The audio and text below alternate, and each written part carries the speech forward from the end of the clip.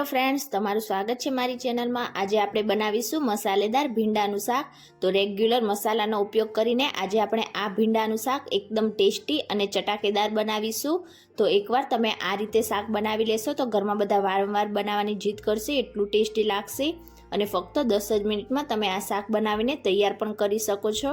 તો ચાલો એકદમ ઝડપથી બની જાય તેવું મસાલેદાર ભીંડાનું શાક બનાવવાનું શરૂ કરીએ। રેસીપી સારી લાગે તો વિડીયોને લાઇક કરજો, વધારેમાં વધારે શેર કરજો અને ચેનલને સબસ્ક્રાઇબ કરીને બેલ આઇકનને પ્રેસ કરજો એટલે નવી રેસીપીના નોટિફિકેશન આવશે। તો ચાલો બનાવીએ। તો હવે સૌથી પહેલાં તો એકદમ ટેસ્ટી ભીંડાનું શાક બનાવવા માટે મેં અહીંયા 250 ગ્રામ જેટલા ભીંડાને સારી રીતે વોશ કરીને પહેલાં તો કોરા કરી લીધા અને ત્યાર પછી તેને આ રીતે મોટા પીસીસમાં કટ કરી લીધા છે। તો તમારે ભીંડાને એકદમ ઝીણા કટ નથી કરવાના, આ રીતે આપણે તેને મોટા પીસીસમાં કટ કરીશું એટલે ભીંડાનું શાક ખાવામાં એકદમ ટેસ્ટી લાગશે અને બિલકુલ પણ ચીકાશ પડતું નહીં થાય। તો અહીંયા પાણી તમારા ભીંડામાં ના રહી જાય એ વાતનું તમારે ખાસ ધ્યાન રાખવાનું છે, નહીં તો તમારું શાક ખાવામાં બિલકુલ પણ સારું નહીં લાગે। તો હવે સૌથી પહેલાં તો આપણે શાકમાં નાખવા માટેનો એકદમ ટેસ્ટી એવો મસાલો બનાવીને તૈયાર કરીશું। તેના માટે બાઉલમાં અડધી ટીસ્પૂન હળદર પાવડર ઉમેરીશું, 2 ચમચી જેટલું ધાણા જીરું પાવડર ઉમેરીશું। તો ભીંડાના શાકમાં ધાણા જીરું પાવડરનો ઉપયોગ થોડો વધારે કરવાનો એટલે શાક એકદમ ટેસ્ટી લાગશે। 2 ચમચી લાલ મરચું પાવડર ઉમેરીશું, મરચું અહીંયા તમે તમારા ટેસ્ટ પ્રમાણે વધારે કે ઓછું પણ ઉમેરી શકો છો। 1 ટીસ્પૂન શેકેલા જીરાનો પાવડર ઉમેરીશું, અડધી ટીસ્પૂન ગરમ મસાલો ઉમેરીશું, 1 ટીસ્પૂન ચાટ મસાલો ઉમેરીશું, 1 ટીસ્પૂન આમચૂર પાવડર ઉમેરીશું, સ્વાદ પ્રમાણે મીઠું ઉમેરીશું। તો અહીંયા આમચૂર પાવડર જો તમારા ઘરમાં ના હોય તો તમે તેની જગ્યાએ શાક બની જાય ત્યાર પછી થોડાક લીંબુના રસનો ઉપયોગ પણ કરી શકો છો। અને હવે બધા જ મસાલાને આપણે એકદમ સારી રીતે મિક્સ કરી લઈશું। આ રીતે એકસાથે આપણે બધા મસાલાને મિક્સ કરીને ત્યાર પછી શાકમાં ઉમેરીશું એટલે શાકમાં તેનો ટેસ્ટ એકદમ સરસ લાગશે। તો થોડોક ચાટ મસાલો અને આમચૂર પાવડર ઉમેરવાથી તમારું શાક એકદમ ટેસ્ટી અને ચટાકેદાર બનશે। તો અહીંયા તમે જોઈ શકો છો આપણો મસાલો તૈયાર થઈ ગયો છે। આ રીતે તમે મસાલો બનાવીને શાકમાં તેનો ઉપયોગ કરશો એટલે તમારા શાકનો ટેસ્ટ 100 ગણો વધી જશે।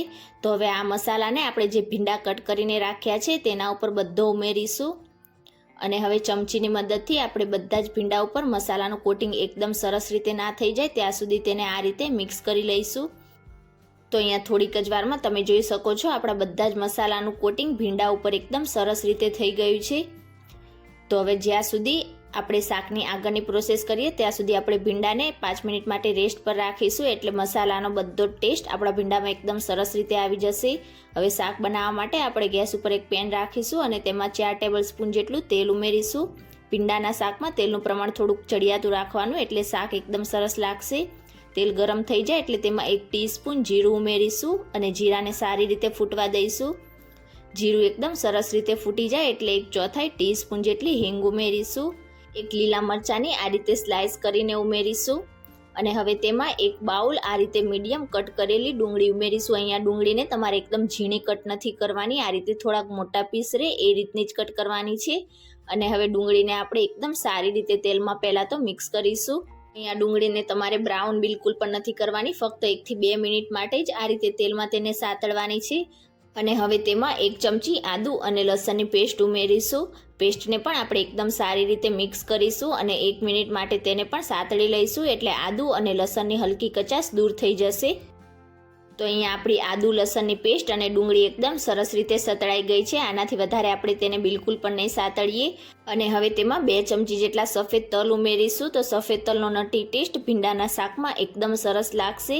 મિક્સ કરીશું અને તલને પણ આપણે 1 મિનિટ માટે સાતળીશું અને તલ આ રીતે સતળાઈ જાય એટલે હવે તેમાં 1 ટામેટાના આ રીતે મીડિયમ ટુકડા કરીને ઉમેરીશું। તો અહીંયા તમારી ડુંગળી અને ટામેટા બંનેને આ રીતે થોડાક મોટા પીસમાં જ કટ કરવાના છે। તો આ રીતે ટામેટાને પણ મેં થોડાક મોટા પીસમાં કટ કરીને ઉમેરી દીધા છે। મિક્સ કરીશું અને હવે આપણા ટામેટા હલકા સોફ્ટ થાય ત્યાં સુધી તેને સાતળીશું। તો અહીંયા તમારે ટામેટાને એકદમ સોફ્ટ નથી કરવાના, હલકા ક્રન્ચી રહે એ જ રીતના રાખવાના છે। તો લગભગ ટામેટાને મેં 2 મિનિટ માટે સાતળી લીધા છે અને આપણા ટામેટા હલકા સોફ્ટ છે અને હલકા ક્રન્ચી પણ છે। તો હવે આપણે ગેસની ફ્લેમ સ્લો કરીશું અને જે ભીંડાને મસાલામાં કોટ કરીને રાખ્યા હતા તે મસાલા સહિત ભીંડાને આપણે આ રીતે પેનમાં ઉમેરીશું અને હવે એકદમ હળવા હાથેથી આપણે ભીંડાને સારી રીતે મિક્સ કરીશું। તો તો તલ અને બધા જ મસાલાનું કોટિંગ એકદમ સરસ રીતે ભીંડા ઉપર થઈ જાય એ રીતે તમારે મિક્સ કરવાનું છે. અને શરૂઆતમાં મિક્સ કરતી વખતે તમારી ગેસની ફ્લેમ સ્લો જ રાખવાની. તો અહીંયા તમે જોઈ શકો છો આપણા બધા જ મસાલાનું કોટિંગ ભીંડા ઉપર એકદમ સરસ રીતે થઈ ગયું છે. તો હવે ભીંડાનો કલર ગ્રીન જળવાઈ રહે તે માટે આપણે તેને આ જ રીતે ખુલ્લો જ કૂક કરીશું પહેલાં, અને ત્યાર પછી તેને ઢાંકીને કૂક કરીશું. તો ખુલ્લો આ રીતે આપણે તેને લગભગ 5 થી 7 મિનિટ માટે કૂક કરી લઈશું. તો ભીંડાના શાકને તમારે સતત હલાવ્યા નથી કરવાનું. જો તમે સતત હલાવ્યા કરશો તો તમારું શાક એકદમ ચીકાશ પડતું થશે. તો એકવાર તમારે ભીંડાને મિક્સ કરીને આ રીતે ખુલ્લું જ તેને 5 થી 7 મિનિટ માટે કૂક થવા દેવાનું છે. તો લગભગ 4 મિનિટ જેવું થઈ જાય એટલે આપણે એકદમ હળવા હાથેથી ભીંડાને સારી રીતે મિક્સ કરી લઈશું, એટલે તે પેનના તળિયે બિલકુલ પણ ચીપકશે નહીં. તો આ રીતે 4 મિનિટ જેવું થઈ જાય ત્યાર પછી તમારે તેને આ રીતે હલાવવાનું છે. જો તમે સતત હલાવશો તો તમારો ભીંડો ચીકાશ પડતો થશે. તો ભીંડાનું શાક બનાવતી વખતે તમે નાની નાની બાબતોનું ધ્યાન રાખશો તો તમારું શાક એકદમ ટેસ્ટી બનશે અને બિલકુલ પણ તમારો ભીંડો ચીકાશ પડતો નહીં બને. અહીંયા મેં એકવાર સારી રીતે મિક્સ કરી લીધું છે અને હવે ફરીથી આપણે તેને કૂક થવા દઈશું. તો લગભગ ભીંડાને કૂક થતાં 7 મિનિટ જેવો સમય થઈ ગયો છે. તો હવે ફરીથી તેને હળવા હાથેથી મિક્સ કરી લઈશું.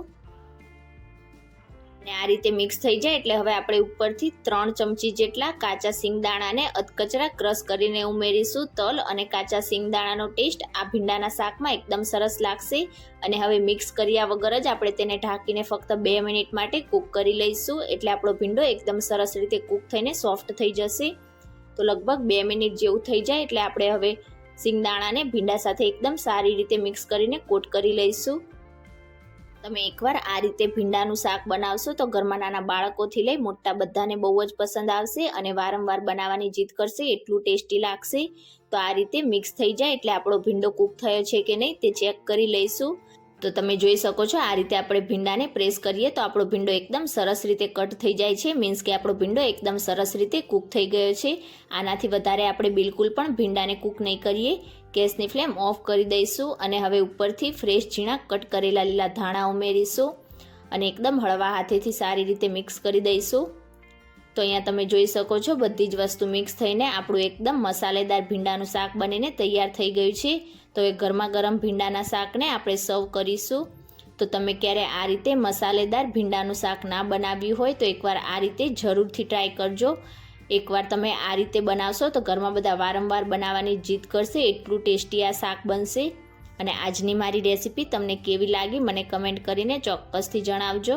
રેસીપી સારી લાગી હોય તો વિડીયોને લાઇક કરજો, વધારેમાં વધારે શેર કરજો અને ચેનલને સબસ્ક્રાઈબ કરીને બાજુમાં રહેલા બેલ આઇકન બટનને પ્રેસ કરજો એટલે નવી નવી રેસીપીના નોટિફિકેશન આવશે. Thank you for watching.